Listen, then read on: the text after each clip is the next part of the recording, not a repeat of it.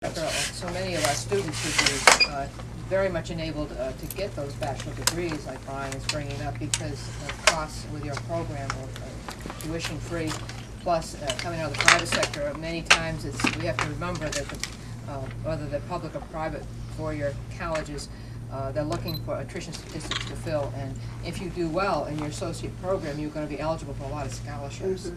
I would ask what your thinking would be.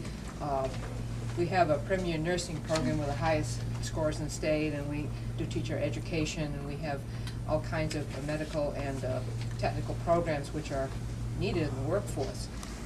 Difficulty with being tuition, not worrying about tuition, that would be awesome, but revenue stream, because they're capitally intensive programs. One thing that did a great deal for us was an incentive grant for nurses, just so we can get some of the SIM-Man and all the necessary technology to deliver that program. And this is where the money goes, and with 20 programs, it's hard sometimes to sustain. We're so pleased to have this new building, the Health Science Center with the library, and more is always needed. What would be your thinking on helping getting the resources?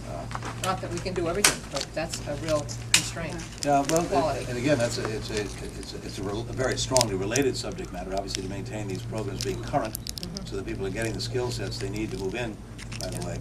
And so I would certainly be an advocate in supporting whatever we can to provide additional support for institutions that need that kind of help.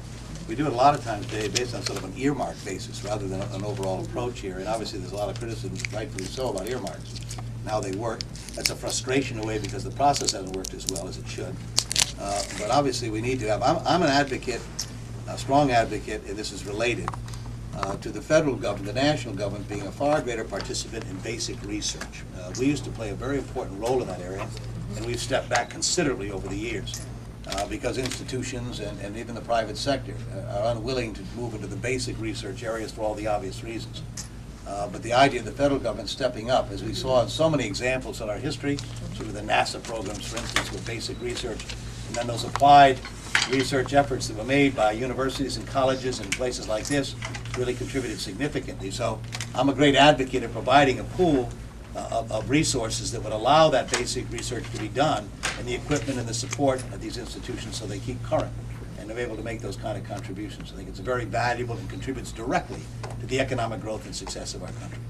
So it's a great idea, and one we ought to think about as a possibility of talking an expanded version of this idea. So I thank you, Mary, for that suggestion.